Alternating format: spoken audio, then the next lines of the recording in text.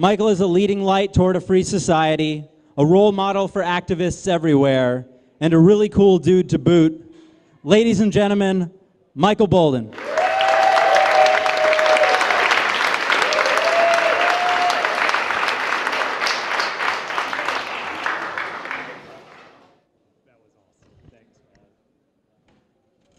So, NSA boss Jim Clapper is pretty pissed off that he and his buddies got busted. Okay, cool. Here's what the Clap had to say about about the hero Edward Snowden. I was always warned to not get the Clap, but we're stuck with him. Quote, "The unauthorized disclosure of information about this important and entirely legal program," no, he seriously said this, "is reprehensible and risks important protections for the security of Americans."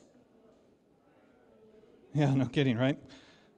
His buddy Barack Obama isn't worried about getting the Clap, and he told us all not to worry about the NSA spying program. He said it's legal because Congress has authorized it over and over. I guess it's been every 3 months for about 7 years. Well, this is the view of tyrants, if not all governments, and it has been the same throughout history, that if they do something, it's okay. And if you try to do something that's different than they want, obviously it's not. Their only task is to try to convince you to either turn a blind eye to it or that what they're doing to you is actually good for you. So hopefully tonight, without too much pressure, I will try to share with you some ideas that you can, concrete steps that you can take to actually thwart their plans so they don't necessarily hold on to power forever. But before we get to that, I just want to say something personal. This is my first PorcFest. Pretty awesome. I've been here for a total of 4 hours, and I've got about 10 more to go. Unfortunately, I have to leave early in the morning. But I'm extremely humbled to be here. 10 years ago, when PorcFest 1 was happening, I was actually starting out as an activist. I had done a few things prior to 2003, but in 2003 was when I started getting heavily involved as a lifestyle, protesting the war in Iraq. On March 19th, the day that the bombs started killing innocent people over there, I was out marching and getting run over by cops and things like that. So it's some special meaning to me to be here with you after these 10 years. And I'll tell you what, 7 years ago when I started what I thought was going to be a kind of cool blog, this thing called 10th Amendment Center, I had no idea whatsoever. I never would have dreamt of having the opportunity to speak at probably what should be called the most awesome gathering of peace and liberty activists in the world.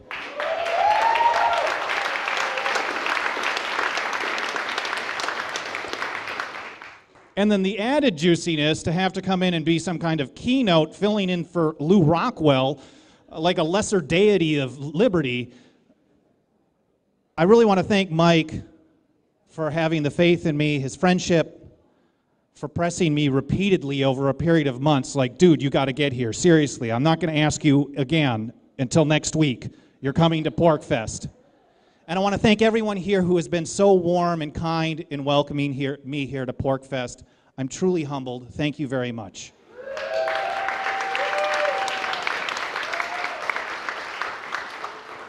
So enough of the sappy crap. Let's get to work, right? So for those of us who love liberty, there's a serious problem. Government in the United States seems to have as its entire goal the ability to control every single human being in the world. Here at home, they tell us what kind of plant we can grow and consume in our own home. They tell us what kind of, or how big our toilets can be, what kind of light bulb we can have, or whether or not they can tax you for sitting around and doing nothing. They claim the power to tell you how you can have self-defense, what kind of self-defense you can have, or whether or not you might be essential to their self-defense and self-preservation, and maybe you'll have to go and fight and die in one of their wars. And around the world, obviously, it's been even worse than here in America. At the hands of the U.S. government, millions have died. They've been stealing bribing, killing, torturing people around the world for far too long. And I vehemently oppose all of this, not because I'm some kind of America hater, but because I love peace and I love liberty. I guess that's actually redundant, isn't it? That joke would only go over well in New Hampshire. So, that really is the end goal of everything that I do in my work, is liberty and peace, or the same thing.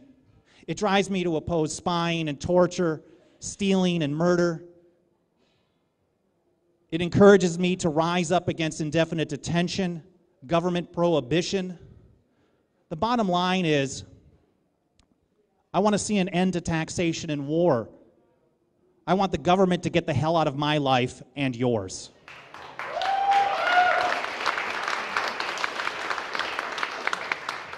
But we've got a little bit of a roadblock, don't we? Who's that we, anyways? Most people will tell you, well, government's the problem, right? They're the ones going around killing people and stealing from them and spying and lying and torturing. They're obviously the problem. The government is. And that viewpoint leads people to think, well, if we can just convince government to act in a way we want it to act, we'll pressure it to think it's in its best interest to do what we want it to do. Then everything will be okay, right? Nice. Nice. That line didn't go over well at the Tea Party speech I gave last night in Orange County. And when that doesn't work, obviously the next thought from a lot of people is, well, we didn't accomplish pressuring them into do the right thing, so we'll just vote the bums out and we'll get our guys in.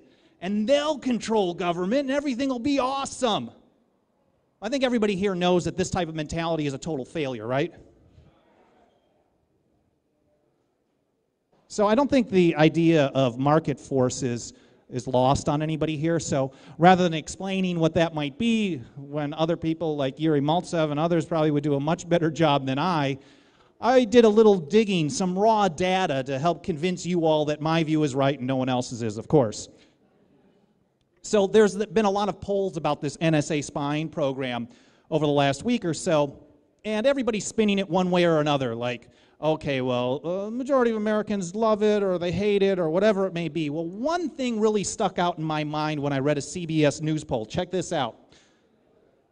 75% of Americans, 75, that's the key number we're talking about tonight. 75% of Americans approve of federal agencies collecting the phone records of people the government suspects of terrorist activity. Let's try that again.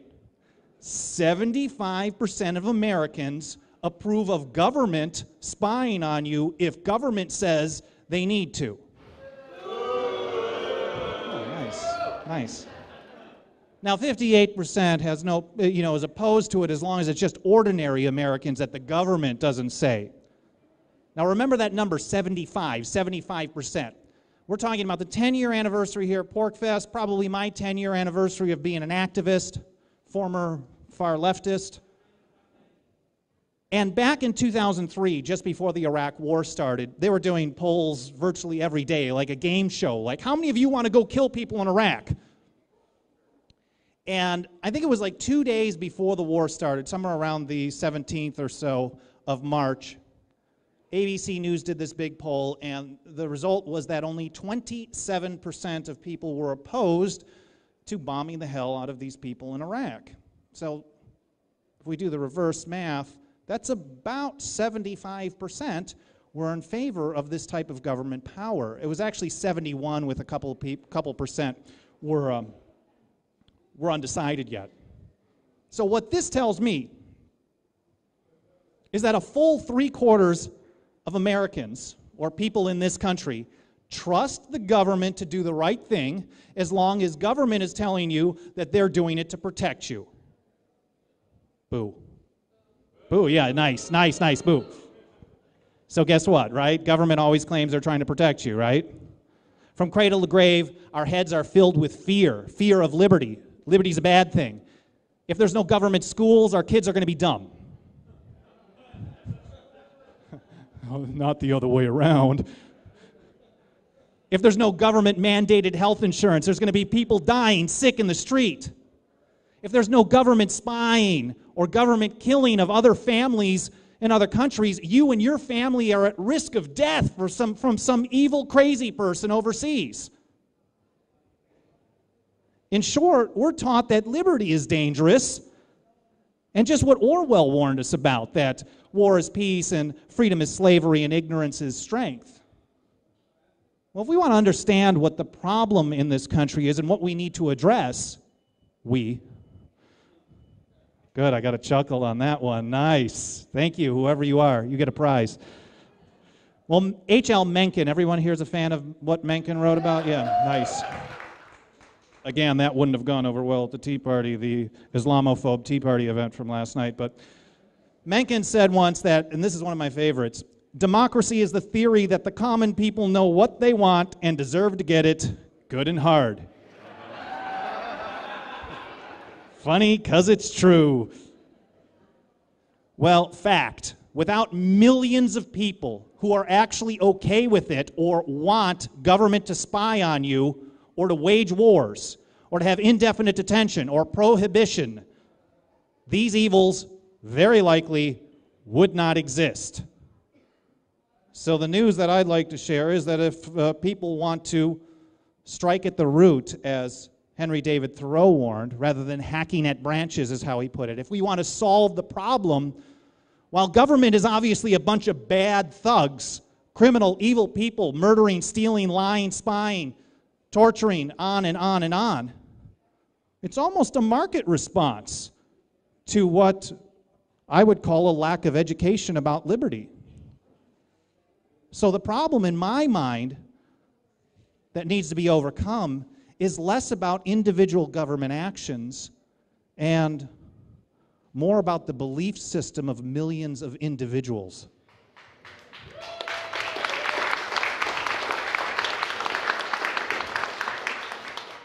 So my concrete action plan can be summed up into one word: education. And, all right, every time I'm at an event and someone's giving a speech and saying, we need more education, I could pull my hair out. Like, okay, great. I've heard that a million times. Just more people get educated and everything's going to be fine. My view of what needs to be done for better education isn't probably the same as what one would normally hear at a libertarian type event, right? Here's what Rothbard had to say about it. And we all like Rothbard at PorcFest, right? All right, cool. This is awesome. The prime task of education, then, is not simply abstract insight into governmental errors in advancing the general welfare, but de-bamboozling the public on the entire nature and procedures of the despotic state. De-bamboozling. That is an awesome word, Murray. Dude. So how the hell do we de-bamboozle the public? Does there need to be more libertarian blogs or YouTube videos like this speech? This is going on YouTube, right? I'm a bit of a narcissist, so I like self-promoting.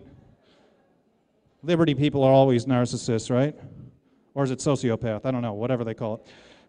So do we need more blogs and YouTubes and more liberty books?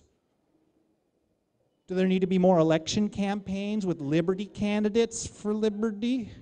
Or maybe another presidential campaign for 2016 that's going to solve all the problems or at least reach millions of people to educate them on the principles of liberty? Is this what's going to solve the problem? No. Nice. I love you. Now remember that number, 75, right? 75. I would charge, if you're taking my spin on it, and of course you are, right?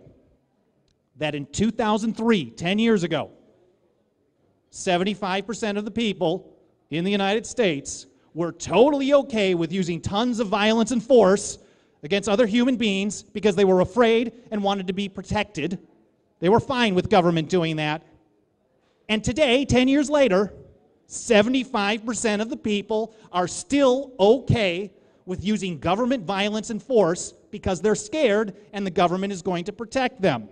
So that means to me that all the great liberty blogs we've seen, the YouTubes, there's been an onslaught of these things, the books, the great books that are out there, 2 massive Ron Paul campaigns that reached millions of people, they haven't worked. I'm not necessarily saying they're a bad thing, but I'm saying if you want to look at something that's effective, you want to look at the raw numbers that say, well, maybe 75%, or 71 actually, so maybe things are worse. 71% 10 years ago now should be to 68 or 67. And then the long process being less desire for government force and violence.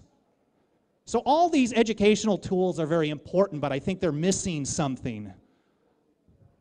And in order to understand that, it's important to understand how humans are educated. People don't necessarily learn things by being fed information. They learn primarily through concrete experiences, real-life examples, things that they may touch and live through.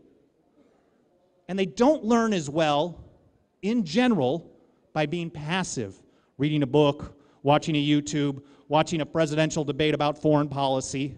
It may sound very interesting. There's all kinds of studies on human development, especially on child learning, but it applies to humanity in general oftentimes. Obviously every human is different. But most researchers would tell you that there's certain styles, categories of learning that humans do. Some will say 3, some will say 5 or 6. I settle on about 4. And not everybody learns, so each person could learn differently. So one person can learn from all 4 types, another person learns well from one type, another one from another, some of them are 2, but here's the basic ones. There's visual, learning through seeing. So I drop this microphone, and someone learns about gravity. Or auditory, that's when you learn through hearing. I'm telling you stuff, and you guys are all thinking, that Boldin dude's awesome. Yeah, nice. Then there's tactile, learning through touch. That's the old story of a child that learns that touching a hot stove is bad. And of course, there's kinesthetic. This is when you learn through doing and moving. So someone that doesn't learn from reading, for example, or doesn't retain it just from reading, they could read a recipe 10, 15 times and never actually know how to make that recipe. But if they make the recipe while they're reading it and do it like 3, 4 times, a particular person might be able to teach someone how to make that recipe without having the words in front of them because they've learned it through that experience. And the fact of the matter is, the same thing goes for liberty, understanding how liberty works. Who's going to build the roads, right? Sooner or later, someone is going to ask, if you don't have government doing everything, taking money from you, because, well, it's voluntary. Eventually someone's going to ask, well, who's going to build the roads?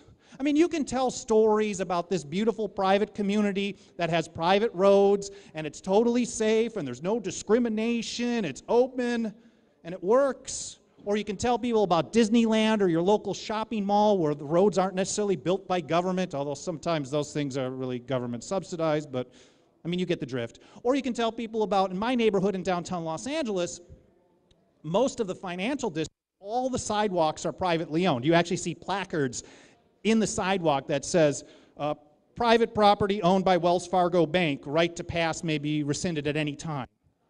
But people aren't getting blocked. This is a market thing. They want people walking on their sidewalk, so it goes into their bank and buys stuff. So you can tell people about this stuff over and over and over, but it's not going to settle in as anything more than a really interesting story or a cool YouTube until they've experienced it. The fact of the matter is that most people, when they drive to work, they do so on a government-built road.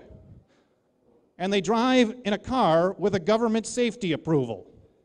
And when they had breakfast, they probably ate something that was supposedly inspected by a government agency. When they get sick, they don't go to free aid. Is that how you pronounce it? Free aid here? Yeah, nice. All right, right. That's a shout out, guys. They don't go to something more awesome like that. They go to a health provider that has been government approved. When they watch TV, they generally watch programming that is on a government-regulated and licensed station. And of course, most people, except the nice homeschooling communities out there, most people send their kids to government-owned or government-approved schools. Boo, yeah. I went to government schools and I learned that government was awesome. I mean, that's what they teach. Eventually, someone then is going to have to build the roads. And I mean that literally in the long run. While I don't think it's practical or going to happen in the short run, I do mean it metaphorically today. And I'll tell a story about my favorite topic, which is California weed. That's supposed to get a cheer at PorcFest. Are you kidding? I figured 30% of the people here were stoned. Shire weed, right. So back in 1996, there were millions of people in my state of California, I own the whole thing, that decided, hey, I like my tyranny warm, dude. I say that one everywhere. But millions of people decided that they were going to authorize the use of a naturally occurring plant for very limited medical purposes. Obviously, people were consuming marijuana in California before 1996. But I know, surprised, aren't you? Can't believe it. I mean, it wasn't legal. Why would someone do that? But this legalization of medical marijuana has actually had massive effect on the people of California, and hopefully you'll believe me when I say all across the country. At the time that the Prop 215 campaign, I'd just been living there about a year, I was totally blown away by this thing even happening. Like, what, but it's illegal. The federal government says you can't do this, and they're going to vote on legalizing it? Wow, that's pretty fascinating. Well, polls were showing, back to this poll thing, that about 55 to 60% of people in California were in favor of medical only, medical marijuana. Doctor's excuse, government cards, government approved, blah, blah, blah, blah, blah. And for full legalization, it was about 40%. Only about 40% for full legalization. Well, there's now been an industry that has grown up over the last almost 17 years in California. And people are learning through experience. If we're talking about how people learn, this is a great example of how people are learning. Weed. Okay, I thought that was cool. But people are learning firsthand over the last 17 years. There are literally, there's a massive industry in California for marijuana. It's the largest cash crop in the state. It's billions of dollars of income for people. And of course the state, but that's another story we got to deal with later. But there are thousands of businesses. Estimates on the low end are about 10,000 businesses around the state of California, either directly involved or supporting the medical marijuana industry. And because of that, all kinds of human beings have learned that when you even lightly open up an industry, there are going to be more jobs and more income for people. Yeah, nice. Oh, markets, nice. A lot of people learned that driving fatalities didn't go up because people could smoke pot or, well, eat it a lot of times. In fact, because that was one of the things that, we were all frightened about. They were telling us, oh, well, there's going to be crazy driving fatalities. In fact, they've probably gone down significantly. People also learned that crime didn't go up because you allow people to buy and sell a particular plant or well, they haven't learned about every product, but at least on this issue. Some people may have learned about a friend or a neighbor who was helped personally during chemotherapy by eating a cannabis candy bar every couple of hours. And guess what? When a lot of people, especially in my town of Los Angeles, when they're driving in their government car on the government roads, they oftentimes would see a big neon, I mean, these things are all over town, literally, like big neon signs, 420 Doc, like Vegas style. And they see these next to 7-Elevens or Starbucks, and in some neighborhoods, more than both of them combined. So what's happened is that people are learning that this weed thing is kind of the new normal in California, Colorado, Washington State. I mean, not New Hampshire. I mean, I know there's those government-owned liquor stores here and all, but that's a little weird to me. That is weird, isn't it? So what's happened? Back to the poll numbers. So back 17 years ago, before the market came out, and this is a story about markets, 40% of the people were in favor of full legalization. Now, watching and living and experiencing firsthand the result of the marijuana market, now it's about 60% of the population. Massive support from Republicans, people on the left, right, center, all over the place, are in favor of full legalization, not having to have a particular card or approval like that, but of legalization on a large scale. And even the DC crackdown that supposedly is happening like crazy, even though there's still like 1,000 retail stores selling weed in Los Angeles alone. That's some crackdown. They suck. So the more that they try to crack down, the more people become resilient against it. Now 2/3 of the people of Los Angeles, or of California as a whole, more so in Los Angeles, just want the feds to back off the weed issue. Just leave them alone. They're not asking, the polls don't ask, should the feds repeal their law first and then leave us alone? No, it just, you can have your law, and we're going to do things differently. Yeah, woo. So on weed, rather than just blogs or books or presidential campaigns, I mean, these are all playing important parts. People are learning from blogs and books, not so much from presidential campaigns, a little bit maybe. But by building a road, a metaphorical road, into the idea that allowing someone to consume or grow or buy or sell a plant, people learn firsthand from experience, and it convinces them. And now we're seeing how this is becoming kind of a popular thing, more freedom. People learn by example that liberty is a good thing. And this is something that I personally call nullification.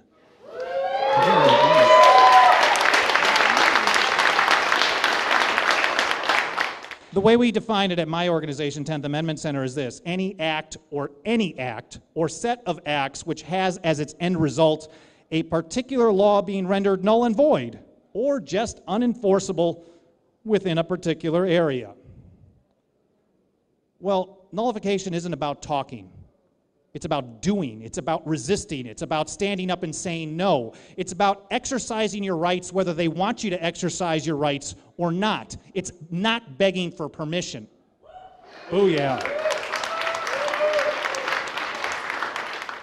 And it works. It doesn't always work, but it's something that can work and does work. It has support of some of the top liberty thinkers in the world. Lou Rockwell has interviewed me about this. He regularly publishes columns from Tom Woods or myself or others on this. Lou has been very supportive of the nullification movement growing around the country. Growing is no pun intended for weed, sorry, but Judge Andrew Napolitano has also been very much in favor of this. Tom Woods, we love Tom. He wrote a whole book about nullification. And here's what Mark Thornton over at Mises Institute wrote just maybe a month ago. This is awesome.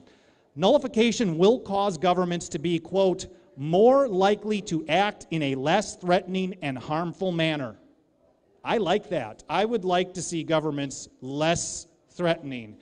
And when they get less threatening, you nullify them a little bit more until they're less and less. That's the whole process.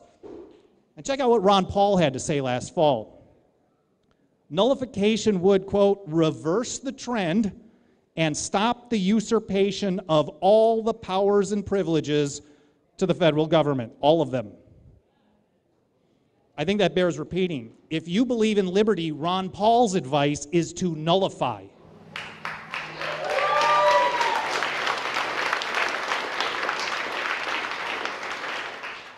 Now, nullification, although many would think otherwise, is not necessarily, it's not about states' rights. It's about the individual. And because our goal here probably should be individual liberty, not some kind of groupthink or a different set of boundaries being better than another. Nullification is not just about states resisting the federal government. It's a tool.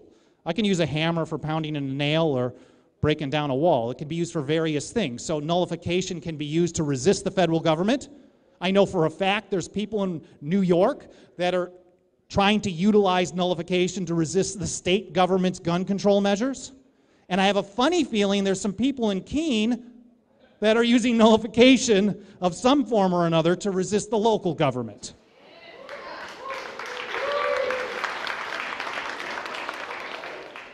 Again, nullification starts with individual actions, and sometimes some government on a smaller level, like Mark Thornton says, will make it easier to resist a bigger government. But most of the time, governments are always bad. I mean, governments in general are bad, or I guess always, just by their very nature. But generally, nullification comes from individual action. So some of the most prominent times we've seen this in history, in the 1850s, individual resistance through the Underground Railroad was a nullification of federal slavery laws far before states passed laws to nullify those federal slavery laws years later. In the 1920s, you know, there was this constitutional amendment to prohibit alcohol, right? Totally legit, right? Totally cool. They followed all the rules, so it must have been fine. Well, guess what? People drank. They drank a lot, and they bought, and they sold, and they produced, and they transported alcohol, even though it was illegal according to the Constitution. They did it so much so that by 1925, listen to this, a Senator Bruce in Congress from Maryland said this: national prohibition went into legal effect upward of 6 years ago, but it can truly be said that, except to a highly qualified extent, it has never gone into practical effect at all. And by 1928, 28 states had followed up on the people who were just defying and nullifying on an individual level and passed laws to ban enforcement of prohibition. And then we know what happened after that. It was done for. And as I said before, some surprising news, people in California were consuming weed before 1996. I have a funny feeling at least one or two people here are nullifying marijuana laws here right now. Anybody out there that want to get a prize? Jim Babb.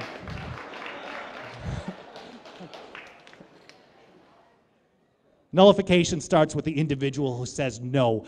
And one of my favorite examples is this 25-year-old guy who I met who lives in Southern California, San Bernardino, a really poor town, high crime, and it's probably because cops are getting paid $150,000 a year and no one else is earning an income around there. They're confiscating all the tax money, so people are pretty poor. But he was working at a community service center in San Bernardino, and as the city is going broke, it stopped cutting services for the poor. And so he got this great idea that he and I think a couple of his friends decided to open a marijuana dispensary. And when they did this, they got it all set and they started walking around the neighborhood, meeting people in the community that they were going to operate their business in. Hey, I'm so-and-so. I can't even remember his name. This dude is awesome, though. Introducing people. I'm going to run this marijuana dispensary, and you know what? We're going to donate a percentage of it, of all the profits, to charity. Not like when you go to Target and they donate some of it to Red, but actually they were going to start doing the charity themselves. And the really cool thing that they got started last fall was when the city could no longer provide for the yearly Thanksgiving dinner for the poor. You know who did it? The weed people did it.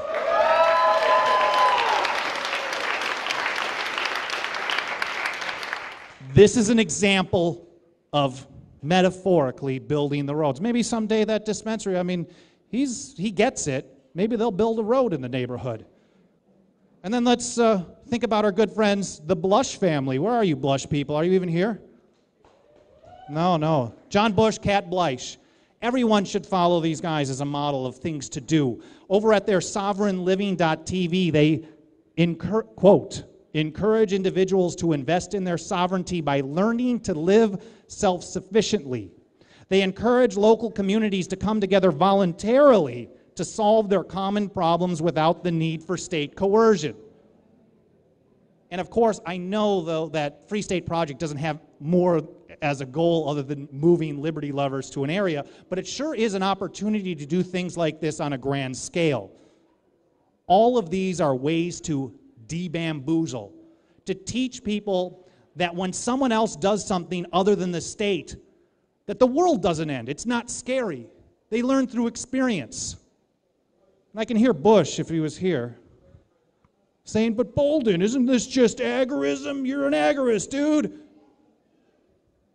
Absolutely. Agorism is absolutely a form of nullification, although nullification isn't always agorism. There's various forms. It can be a state nullifying a federal government. It could be a local community nullifying the federal government or the state government. It could be individuals resisting a state government, and agorism is sometimes there. I think it is the most powerful because it really shows what happens when you replace the state with voluntary action. Nice. But not everyone is ready to dive in that deep, and that's why I feel it's important to support any effort to resist government power at any level. Someone who is just maybe for the first time thinking like, wow, okay, so I'm going to get behind this medical marijuana initiative, and I'm a little scared of it because the federal government says I can't. Well, you know what? They're coming a little closer to you who might be a full-on voluntarist, or is it agorist? What's the proper term? Anarchists? All right, whatever individualist. All right, cool. There's a V over here, right on. So every time someone does something at one level, they become a little bit more ready to do it at the next level. It's like stages. And of course, I hope that you want to encourage and pat on the back everyone who does this, because they're a little bit closer to full-on liberty than they were a week ago. So with that, this is the fun part. I've got 5 steps that I recommend everybody start taking today to advance the cause of liberty beyond sharing links on Facebook, beyond writing blogs or buying a book for a friend. I mean, Walter Block's books are awesome, and you should share them, but you have to do more than that unless we want to be stuck at 75% forever, and I don't. So we need to start, I've got to learn about that before I come to New Hampshire.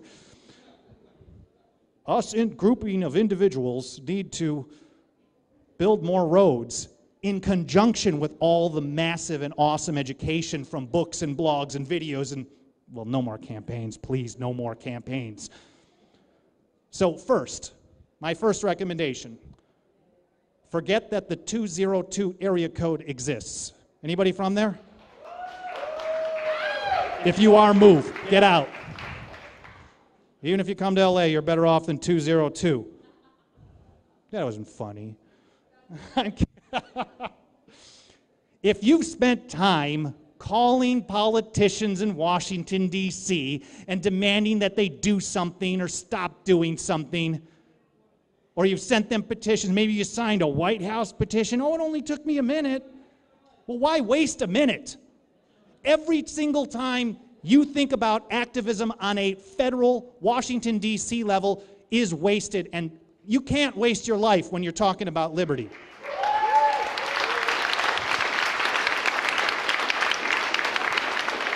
So no more calls to 202. Don't call any congressmen. Don't call any senators. Don't call the White House. Don't tell them what to do. They will never listen to you ever. Don't support campaigns for federal office. Don't send money to organizations that spend their time on it ever, ever, ever, ever, ever.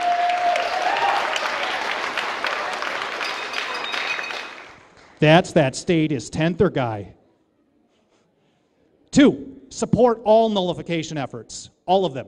Every effort, as I was saying, is bringing someone closer to full liberty. That doesn't mean you have to necessarily fund NORML, the National Organization for Reform of Marijuana Laws, because they're only bringing people who are primarily from the left into the idea that they can resist government power at some level, which makes them more open to the idea that maybe they can resist government power at another level on another issue. But you know what? One thing that I have found oftentimes, especially from anarchists, is a real condescending, pessimistic attitude.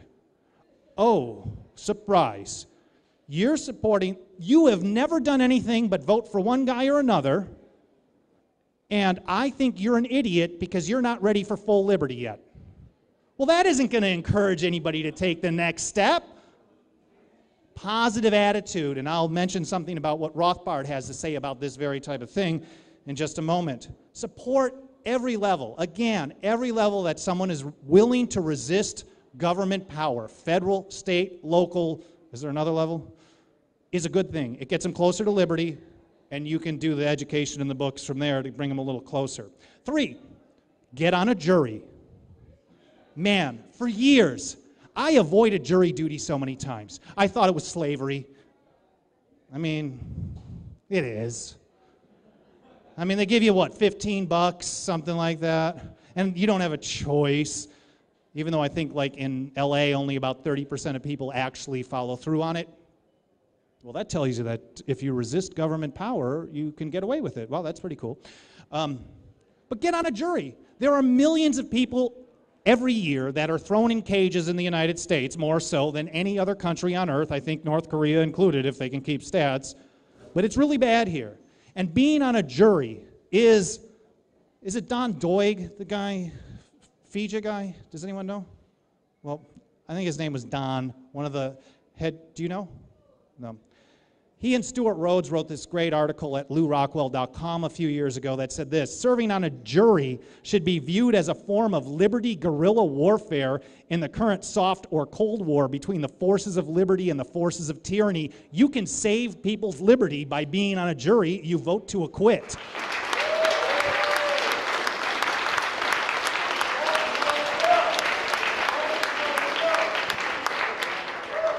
Four. This is getting fun. Don't vote.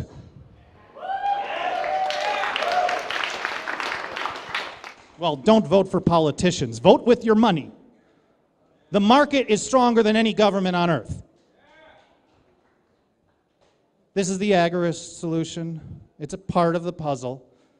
As much as you can, support businesses, individuals, organizations, whatever it may be, who are willing to stick their neck out and resist government power.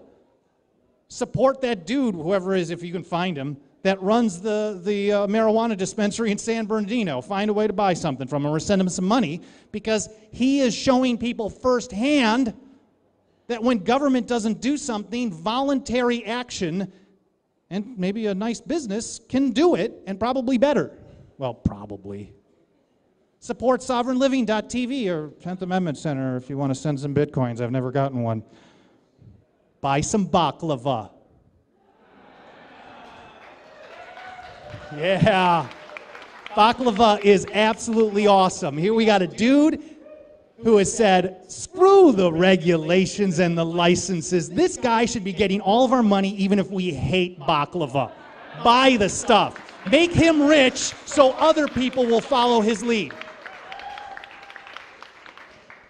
And 5, just say no. If they ever ask you to turn in your firearm, are you going to do it? Nice. When it comes time to comply very soon with mandated health insurance, are you going to buy it? No. Neither am I. When the DEA continues to say you can't grow hemp in your backyard, will you just start planting it? Oh, well, will you comply with them? No. Are you going to fight that next war because it's your duty for your country? A no to tyrants is a yes to liberty.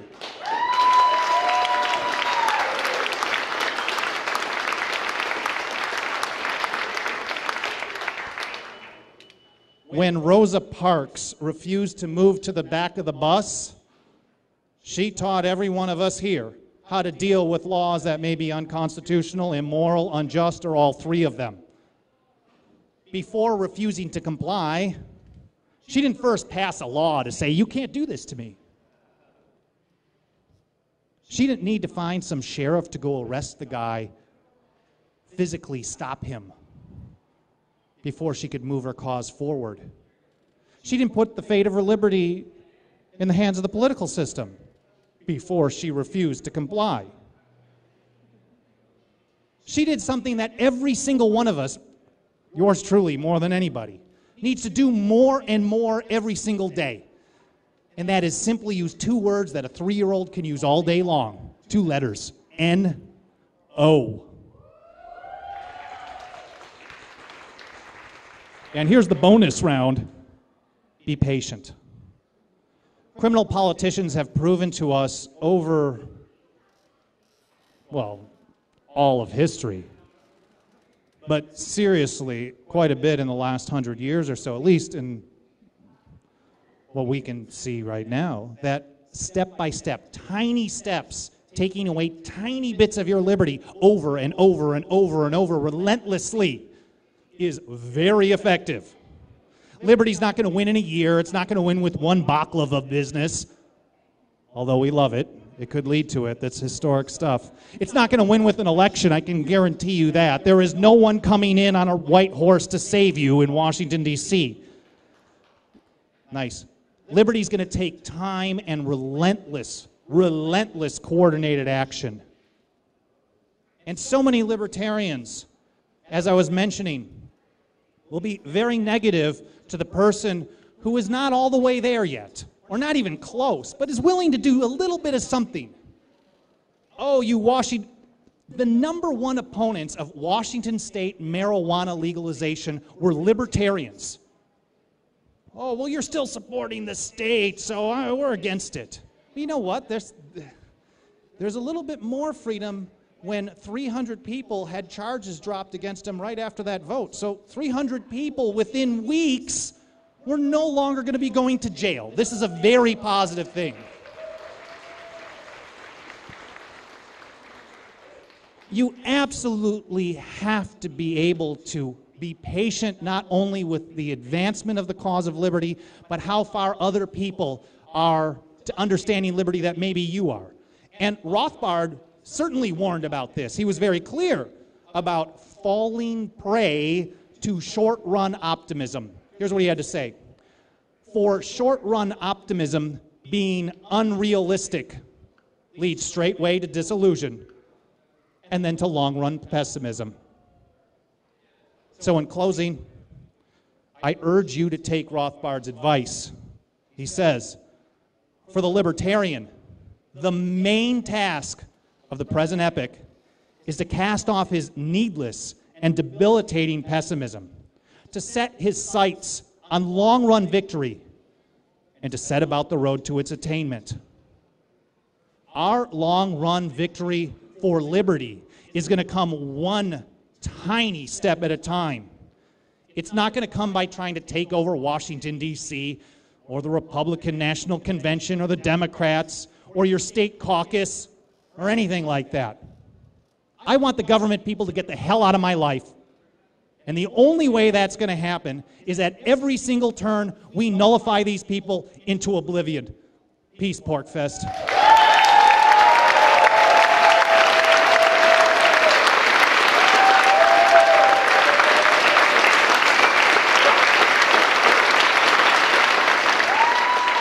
You guys rule. Thank you so much.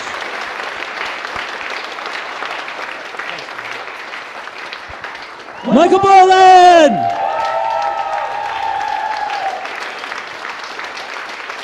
Incredible.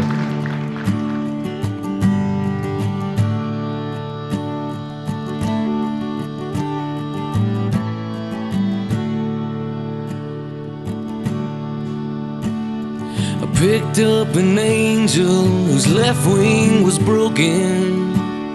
I sewed him together with some string and a vision.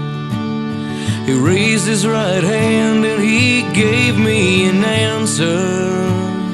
My mouth opened wide and I asked many questions. I see crowds of people all gathered around me.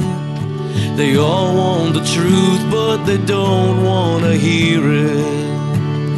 I fear they will rob me if I dare to speak it. But poverty bears the fruit.